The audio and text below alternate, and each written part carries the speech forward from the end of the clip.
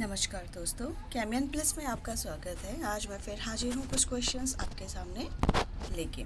ठीक है, आप जल्दी से स्टार्ट करते हैं ताकि टाइम की बर्बादी ना हो। चलिए, आज का फर्स्ट क्वेश्चन है, in which type of animals intracellular type of digestion takes place. Intercellular type of digestion takes place means actually there are two types of digestion, intracellular and extracellular. तो intracellular type of digestion जो होता है friends, वो होता है जो lower organisms होते हैं, मतलब कि जिनका डाइजेशन सेल के अंदर ही हो जाता है, जो सेल ही उनकी बॉडी होती है और सेल में ही उनका डाइजेशन हो जाता है। ठीक है, जैसे अमीबा है, पैरामीशियम है, और हाइड्रा में भी इंट्रासेलुलर डाइजेशन होता है। और एक्स्ट्रा सेलुलर डाइजेशन का मतलब होता है जिसमें बहुत सारे पार्ट्स इन्वॉल्व होते हैं डाइजेशन के लिए। जैसे ह्यूमन बींग्स, हम लोगों में extra cellular type of digestion होता है। ठीक है, इंट्रासेलुलर मीन्स जिसमें डिवीज़न कहाँ होता है, सेल के अंदर होता है, और एक्स्ट्रा सेलुलर मीन्स जिसमें डाइजेशन के लिए काफ़ी पार्ट्स इन्वॉल्व होते हैं। ठीक है, in which medium sound travel fastest, sound सबसे ज़्यादा किस मीडियम में ट्रैवल करती है? ये तो सॉलिड मीडियम में करती है। क्यों करती है सॉलिड मीडियम में फ्रेंड्स? इसलिए करती है क्योंकि सॉलिड के पार्टिकल्स बहुत पास होते हैं और उनमें जो साउंड होती है, जो वाइब्रेशंस होते हैं, वो one molecule to another molecule क्या करते हैं, वाइब्रेट करते हुए आगे निकलते हैं, और वो बहुत पास होते हैं एक दूसरे के, तो बहुत जल्दी क्या करती है, साउंड ट्रैवल करती है। ठीक है, What are the hygroscopic substances? Hygroscopic substances वो होते हैं जो कि मॉइस्चर से एयर को क्या कर लेते हैं, एब्जॉर्ब कर लेते हैं। एयर से मॉइस्चर को एब्जॉर्ब कर लेते हैं और थोड़ा सा गीले से हो जाते हैं। जैसे सबसे बेस्ट एग्जांपल तो उसका सॉल्ट है, और वैसे कॉस्टिक सोडा भी इसका एग्जांपल है। अगर आपने देखा हो, वाइट क्रिस्टल्स होते हैं थोड़े बड़े से। जैसे कॉस्टिक सोडा का यूज़ जनरली घरों में जो चिमनी वगैरह होती है ना, किचन में, उसको साफ़ करने के लिए यूज़ किया जाता है।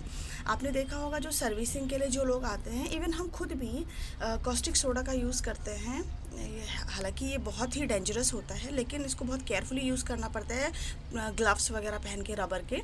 उससे इसकी चिमनीज़ की सफाई की जाती है। सारा जो ग्रीस होता है, जितना भी चिपचिपा सा चिमनी पे चिपका होता है, सब कुछ इससे निकल जाता है। तो ये भी हाइग्रोस्कोपिक नेचर होता है। अगर आप देखो, खुला छोड़ दो इसके पैकेट को, तो ये एक दिन बाद या कुछ घंटों के बाद आपको ये क्या दिखाई देगा, गीला दिखाई देगा।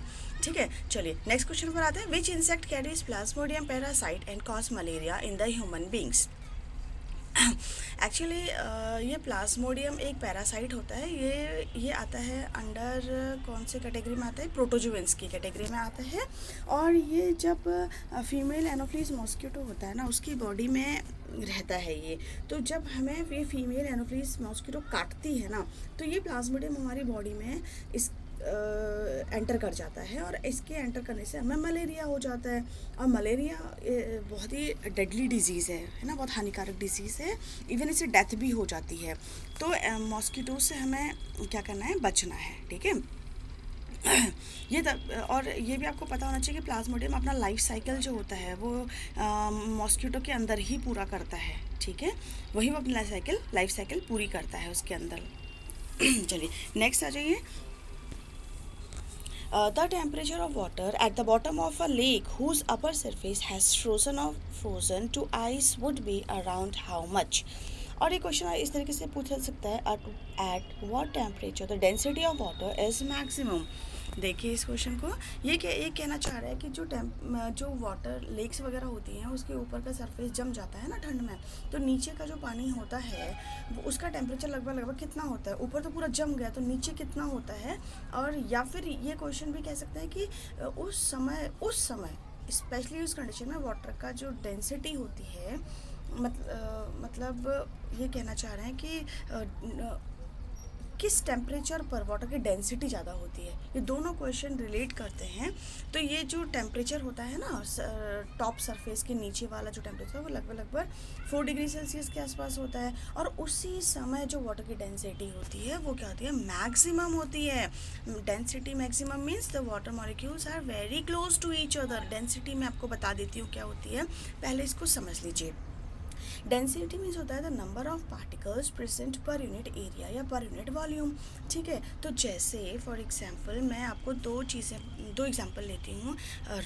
रबर ले लीजिए और एक चॉक ले लीजिए और एक पेन ले लीजिए। किसकी डेंसिटी ज़्यादा होगी, number of particle per unit area. अगर थोड़ा सा एरिया में नंबर ऑफ पार्टिकल देखें तो पेन में पार्टिकल्स ज़्यादा पास होंगे और ज़्यादा होंगे, तो पेन की डेंसिटी ज़्यादा हो गई, चॉक की डेंसिटी कम हो गई। दूसरा एग्जाम्पल ले लीजिए, वाटर एंड हनी, है ना। तो हनी की डेंसिटी क्या है, ज़्यादा है पानी से, क्योंकि हनी क्या थोड़ा सा थिक है। इसके अलावा स्मोक का और एयर का एग्जांपल ले लीजिए। स्मोक ज़्यादा डेंस है क्योंकि उसमें जो स्मोक के पार्टिकल्स हैं वो बहुत पास हैं। ठीक है, ऐसे ही कॉटन और चॉक का एग्जांपल लेंगे तो चॉक की डेंसिटी ज़्यादा होगी क्योंकि पार्टिकल ज़्यादा हैं उसमें, ज़्यादा हार्ड हो गया। ठीक है, चलिए तो ये कह रहा है कि ये तो बहुत ही इंपॉर्टेंट क्वेश्चन है कि at what temperature the density of water is maximum. तो मैक्सिमम कब होती है, 4 डिग्री सेल्सियस। इसको तो अच्छे से आप याद कर लीजिए। डेंसिटी वाटर की सबसे ज़्यादा होती है 4 डिग्री सेल्सियस पर। Who proposed the planetary laws. Planetary laws क्या होते हैं फ्रेंड्स, कि कैपलर एक साइंटिस्ट थे, उन्होंने ये बताया था कि सन के अराउंड जितने भी प्लैनेट्स हैं वो रिवॉल्व होते हैं। जितने भी प्लैनेट्स हैं वो क्या होते हैं, रिवॉल्व होते हैं। ठीक है, ये उसके बाद एक और क्वेश्चन है, what is the composition of Fenton's reagent. Fenton's reagent जो है ये केमिस्ट्री का है फ्रेंड्स। ये इसी कॉम्बिनेशन होता है हाइड्रोजन पेरोक्साइड और FeCl3 का। इसकी कॉम्बिनेशन को हम फेंटन्स रिएजेंट कहते हैं। Out of protium, deuterium and tritium which one is the radioactive isotope of hydrogen. तो जैसे 3 आइसोटोप्स होते हैं फ्रेंड्स हाइड्रोजन के, होते हैं ना। तो 3 कौन से होते हैं, 1H1, 1H2 एंड 1H3। इसको बोलते हैं प्रोटियम, इसको ड्यूटेरियम और इसको ट्राइटियम। तो ये कह रहे रेडियोएक्टिव आइसोटोप जो है इसका ये 1H3 है, यानी कि ट्राइटियम होता है। इसका परसेंटेज नेचर में सबसे कम होता है, ये सबसे ज़्यादा होता है 1H1। अगर ये 75% होता है तो ये 25% में ये 2 प्रेजेंट होंगे। ठीक है फ्रेंड्स, तो ये वाला जो है ये 1H3 रेडियो एक्टिव आइसोटोप होता है। इसके अलावा इसके अगर मैं आपको और एग्जांपल बताऊं आइसोटोप्स के, तो 6C12, 6C13, 6C14, तो ये 3 भी इसके आइसोटोप हैं। तो 6C14 वाला जो है ये रेडियो एक्टिव आइसोटोप है और ये नेचर में थोड़ा कम होता है। सबसे ज़्यादा कौन सा होता है, 6C12 होता है। चलिए आगे बढ़ते हैं, नेक्स्ट क्वेश्चन देखते हैं।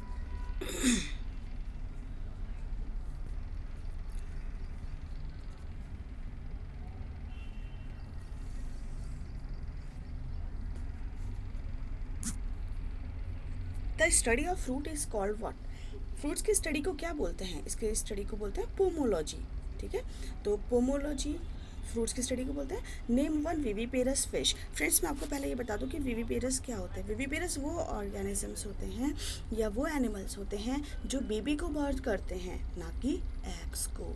ध्यान से सुनिएगा, विविपेरस ये एक ऐसा फिश है जो बेबी को बर्थ करता है और वो है स्कोलियोडोन। वो कौन सा है, स्कोलियोडोन। मैंने इसका डायग्राम भी आपके लिए पेस्ट किया हुआ है, देखिएगा। स्कोलियोडोन ये बेबी को बर्थ करता है, ना कि एग्स को। अब वैसे जनरली फिशेस तो आपको पता है कि एग्स ही देती हैं। ठीक है, नेक्स्ट क्वेश्चन पाइए, what when the temperature of any substance is increases then what will be the effect on its density। अब डेंसिटी फिर से आगे, डेंसिटी आप समझ रहे हो ना कि number of particle present in the per unit area या पर यूनिट वॉल्यूम। एक थोड़ी सी जगह है, आप मार्क कर लीजिए दो सब्सटेंस में और वहाँ पे कंपैरिजन कीजिए किस में पार्टिकल ज़्यादा होंगे। जो जितना ज़्यादा हार्डर होगा, जितना हार्ड होगा उसमें उतनी डेंसिटी होगी। ठीक है, तो देखिए अब ये कह रहा है कि आपने किसी सब्सटेंस का टेम्परेचर बढ़ा दिया। फॉर एग्जाम्पल आप थोड़ी देर के लिए आयरन का एग्जाम्पल ले लीजिए। आयरन को आपने गर्म किया तो आयरन के पार्टिकल्स को क्या मिल गई, एनर्जी मिल गई। गर्म किया उसके पार्टिकल्स को एनर्जी मिल गई।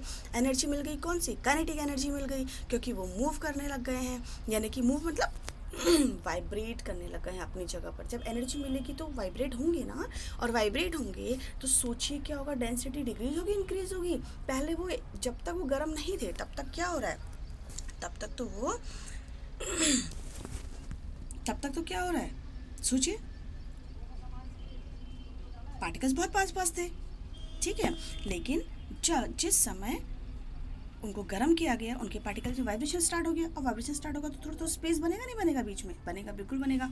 तो वो जो ये जो स्पेस बन रहा है, ये इसकी डेंसिटी को क्या कर रहा है, डिक्रीज कर रहा है, यानी कि स्पेस बन गया, पार्टिकल थोड़ा दूर दूर हो गए, और दूर दूर होने का मतलब डेंसिटी डिक्रीज हो रही है।